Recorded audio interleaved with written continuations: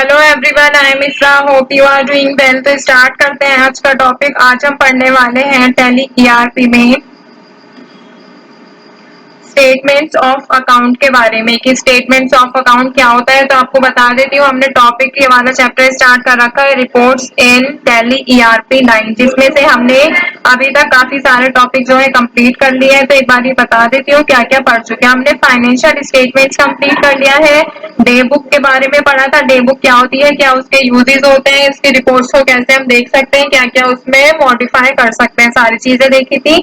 फिर accounting books and register के बारे में पढ़ा था, इसमें भी काफी सारे टॉपिक थे अकाउंटिंग रजिस्टर से रिलेटेड, सेल्स रजिस्टर, ये सारा। और नेक्स्ट टॉपिक था हमारा इसके बाद fourth one is inventory books and register, जिसमें टोटल 9 पार्ट्स थे कि अगर हमें रिपोर्ट में देखना होगा किसी स्टॉक की इन्वेंट्री से रिलेटेड समरी या फिर कोई भी रिपोर्ट, तो हम कैसे उसको व्यू कर सकते हैं, क्या उसका मतलब होता है, ये सारी चीजें जो है हम अभी तक पढ़ चुके हैं। नाउ अब क्या स्टार्ट करने वाले हैं, स्टेटमेंट्स ऑफ अकाउंट। तो आपको बता देती हूँ स्टेटमेंट्स ऑफ अकाउंट का मतलब क्या होता है।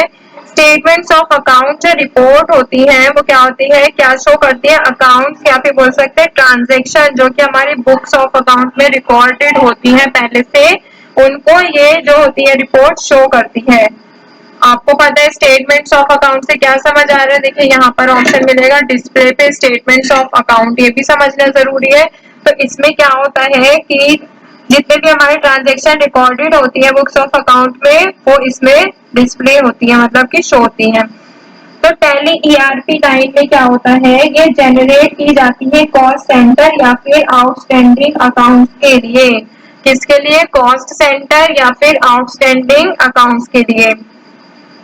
तो इसको मैं लिखवा देती हूँ थोड़ा सा, नोट्स को ओपन करेंगे यहाँ से next page.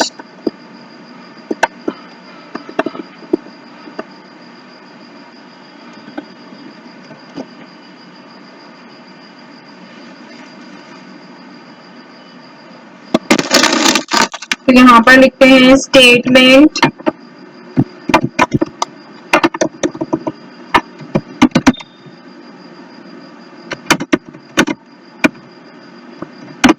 Of accounts.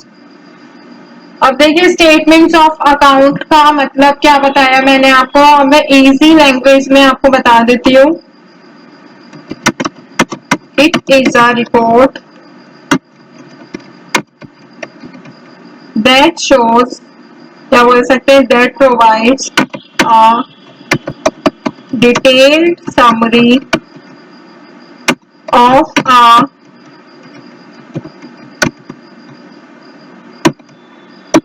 customers or vendors transactions showing the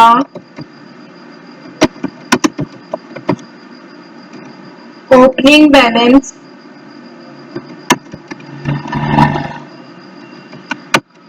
debit credit transactions and closing balance।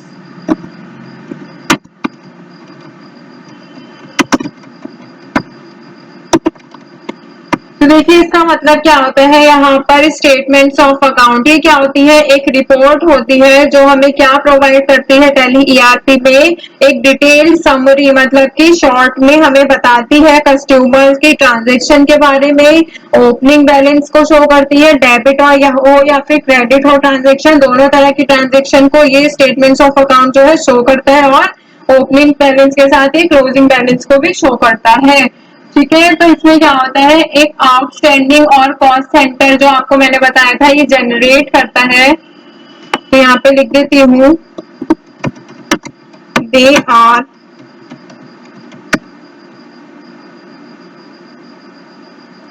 generated for cost centers and outstanding accounts। तो एन आउटस्टैंडिंग रिपोर्ट हमें क्या बताती है, एक आउटस्टैंडिंग रिपोर्ट हमारा जितना भी हमें रिसीवेबल होता है, मतलब रिसीव होता है या फिर हमें पेबल होता है बिजनेस का, वो हमें शो करती है बोथ रिसीवेबल एंड पेबल दोनों को ही हमें कंट्रोल करने की जरूरत होती है financial reliability of a business के लिए। तो टू कॉमनली हमें मान सकते हैं, दो तरह के मान सकते हैं, टू कॉमनली यूज होते हैं यहाँ पर आउटस्टैंडिंग रिपोर्ट के, क्या, रिसीवेबल और पेबल। तो आपने सुना होगा बिल्स रिसीवेबल और बिल्स पेबल, वही इसमें ऑप्शन में आता है। तो यहाँ पे फर्स्ट ऑप्शन डाल देते हैं bills receivable, second is bills payable. तो ये दो तरह के ऑप्शन इसमें आपको देखने को मिलते हैं। तो आज हम किसकी बात करने वाले हैं, बिल्स रिसीवेबल क्या होता है। तो यहाँ पर लिखते हैं बिल्स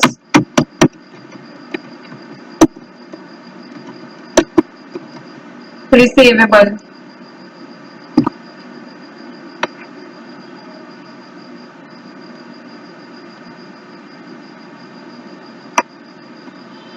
शॉर्ट में लिख, एक सेकेंड, ये कहाँ गया, बी आर शॉर्ट में लिख दिया, ठीक है। B R those bills whose payment is expected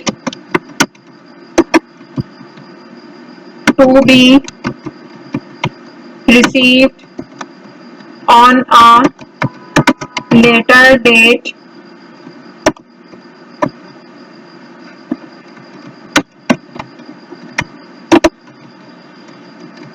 the receivable report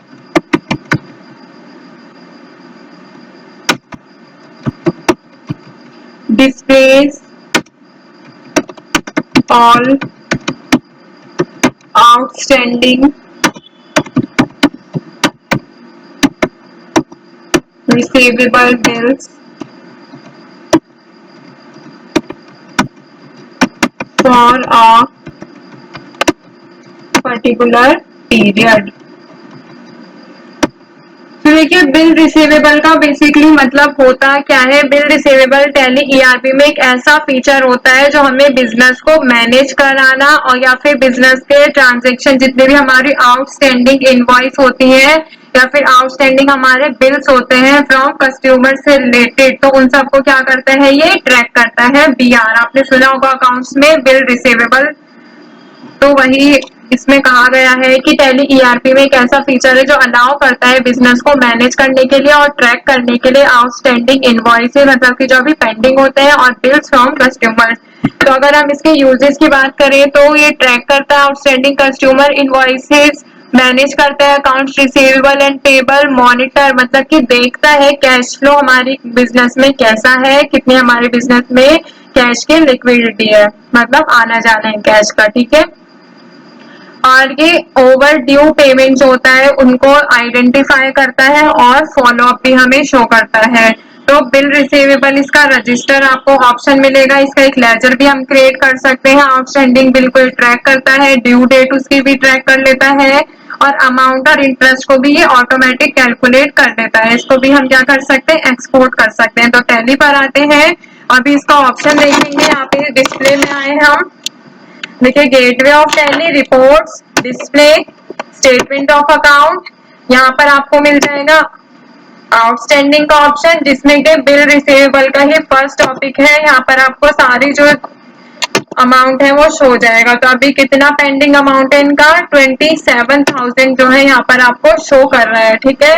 तो इसका एंटर करेंगे तो यहाँ पे नीचे और डिटेल आ रही है कि कब की एंट्री है, रेफरेंस नंबर क्या है, पार्टी का नेम क्या है, क्या यहाँ पे देखिए सेल की एंट्री की गई है। ये यहाँ पे आपको दिखा रहा है 1 अप्रैल 2024 को सेल की एंट्री की गई है 27,000 की, और 9 पीसेज जो थे एयरपोर्ट्स के खरीदे गए, एक पीस जो था वो 3,000 का, तो 9 पीस हो गए 27,000 के, ठीक है।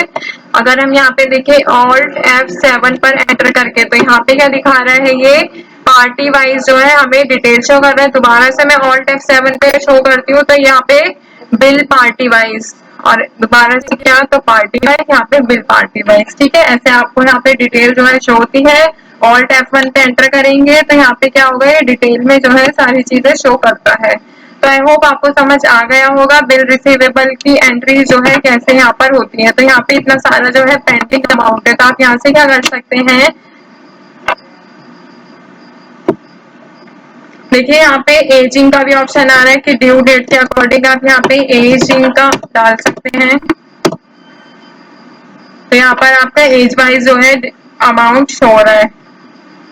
तो अगर आपको यहाँ से प्रिंट करना होगा तो आप ऑल्ट पी पर एंटर करेंगे और जितना भी हमारा पेंडिंग अमाउंट है हमें एक ही फॉर्मेट में यहाँ पर सारी चीजें जो है मिल जाती हैं। तो आई होप क्लियर हो गया होगा बिल रिसीवेबल होता क्या है, क्या इसका फीचर होता है। तो बेसिकली बिल रिसीवेबल का मतलब आप ये समझिए कि बिजनेस को मैनेज करता है, ट्रैक करता है आउटस्टैंडिंग इनवॉइस और बिल्स जो कि हमें कस्टमर से मिलते हैं। तो टॉपिक को यहीं पे एंड करते हैं, मिलते हैं नेक्स्ट सेशन में। Stay tuned and thank you.